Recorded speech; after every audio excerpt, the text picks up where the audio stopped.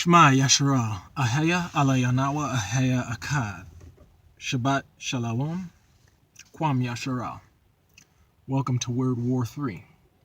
Our reference today will be Hosea 4, verse 6. This message will be entitled Black History versus Treaty to Sue for Peace. Now, in Black history, many people who are called Black are always told to recognize Abraham Lincoln, Martin Luther King, and some of the other very famous people like, Malcolm X and others. They're told to remember these people using a Black connotation. One of the first references I want to bring you guys to is a case done in 1855, and it's called Dungey versus Spencer. And it involved slander, it involved race, it involved black laws, which we know as black codes, and the reputation of the man that was in question. And the attorney who was the attorney of that man was known as Abraham Lincoln, Esquire. He was defending a Moor, which is an ethno-religion, a tribal man from this slanderous, the slanderous word called black. Remember that. Abraham Lincoln was in a case in 1855 during slave times, during slavery. A man which was a Moor, an ethno-religion, was fighting a case against being called black.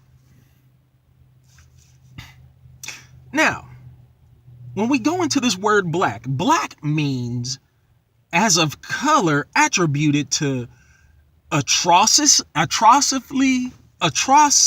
I can't even say the word, atrociously wicked, like really wicked, and dismal. So when you associate atrociously wicked and dismal in a word called black, you're hanging that over your history. You're hanging it over your history.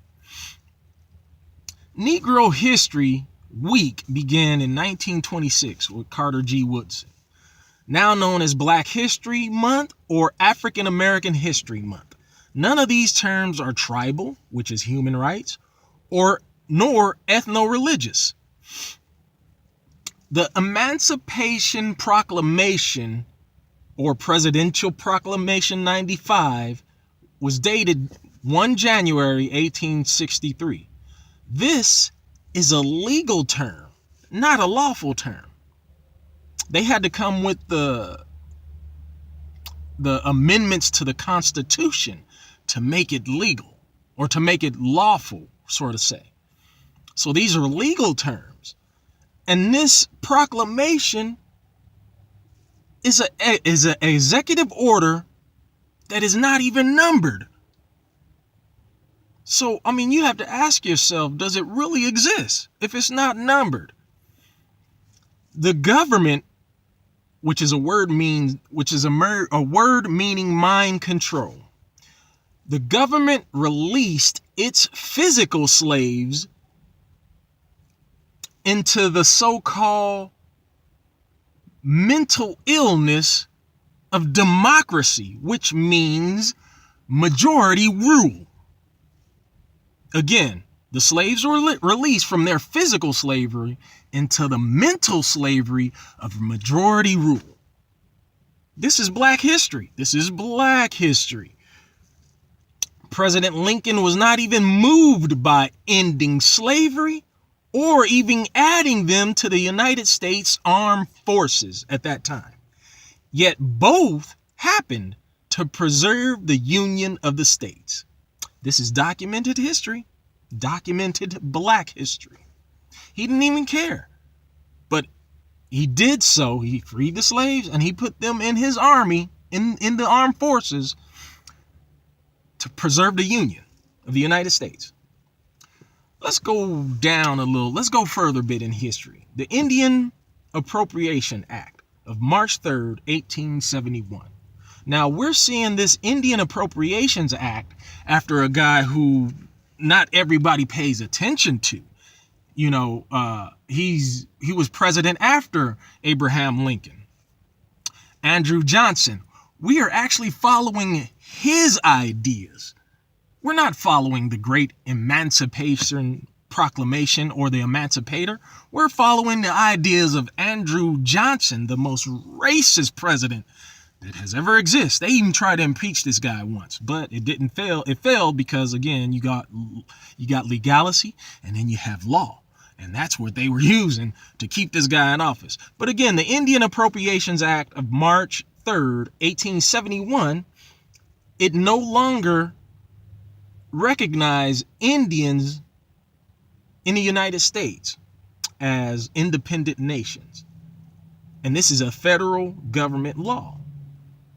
They no longer recognize, again, this Indian Appropriations Act no longer recognize Indians as an independent nation. That's racism, folks.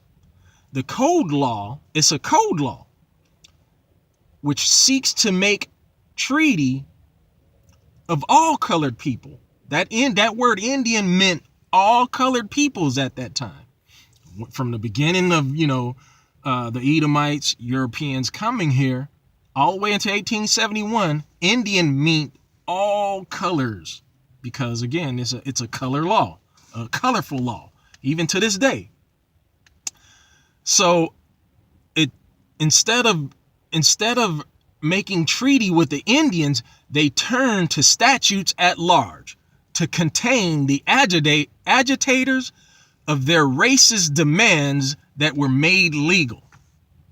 Title 8 of the United States Code codified statutes at large relating to aliens and nationalities, which we have the immigration and all this falls under this stuff. So again, aliens, foreigners, and nationality, those who are in the United States as under pertaining to U.S. citizenry. Here, holding your indigenous nationality away from you and replacing it with the term black. Now, you see the Office of Budget and Management and their economic development, and I'll put all these links in the bottom. The notice number for that, the Office of Budget and Management, is NOT-OD-15-089. Black or African American today had the same legal definition as prescribed.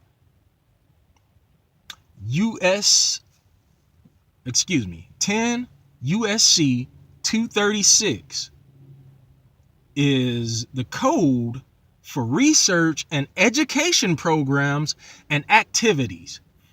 Historically black colleges and universities and minority serving institutions of higher education. Now, folks, peer-reviewed material does not leave these colleges or universities without being reviewed by their peers, by a codified science and their practices.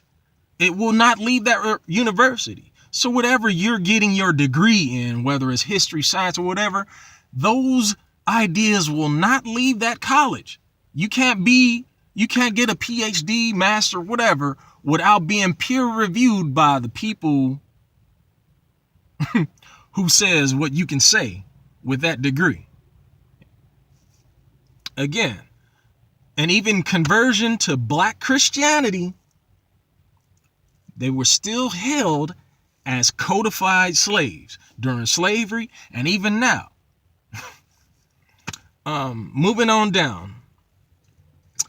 The next thing, we'll recognize Michael King, which is celebrated as Dr. Martin Luther King Jr. today. You know him. He says moving down, quote, move down into the inner resources of your own soul and sign with the pen and ink of self-assertive manhood your own emancipation proclamation, unquote. He was an advocate for civil rights, which is the second Emancipation Proclamation, and human rights. His wife told us that. His wife also told us that. We'll look at Malcolm X. You know him as Malcolm X, and he has put himself on record as El Hajj Malik, meaning Malachi, El Shabazz, Malcolm X. And he said, you and I are Aborigines. You are the people of the book speaks of, speaking to those who call themselves black today. These are our forebears saying these things. The only peace that could come within race relations in the United States, the only peace that could come is a peace treaty, because we are being held by a government system that maintains us under this banner of being black, African American, Negro, whatever they have determined what is associated with the word black. When Hebrew Israelites have found out that they are the people of the book, and our ancestors say it, and the advocates here in the United States who have been murdered have said it, and people who are also waking up to these realizations that we have been kept under this black banner for so long. We've been kept under this black banner for a reason, and that reason is to maintain slavery. And you think, oh, okay, well, we're not slaves anymore, but slavery has not gone away. Slavery is still written in the amended Constitution, number 13, 14, 15, whatever ones you want to use. It's still written in there. In fact, slavery is still being used, that the prison system is on the New York Stock Exchange. They are being paid to keep slaves in prisons. It's happening today, folks. So this mark of injustice is being dangled over us under the banner of black. And you are teaching your children. You're teaching your children to maintain black over your identity. And these law boys, the people of the law and legalities, they know this. So when you're teaching black history, you're teaching slavery, and you're in tune to memorize all the things that we invented under this blackness. It's all evil to them legally, and we're still not being recognized. Get this: if we can go to a war and go save some people who decided that they wanted to be Jews, and the Bible says when they get there that peace would exist, they're still at war. There's no peace. So that means that they are not the people of the book. And if we can go to a war against some people and then become friends with them, and they are producing products like Toyota, Mitsubishi, Mercedes-Benz, we've gone to war against these people, and they have been given reparations to fix their nations. Yet the black people still haven't got this. Yeah, they're sending free money. Let's say $27 billion a year outside of the United States to go give free energy and water to other nations. $27 billion a year is going outside of the United States to African countries, all these different countries. But yet the black person Still hadn't got any of this stuff. I need y'all to think about this while y'all thinking about being black. Hebrew Israelite out.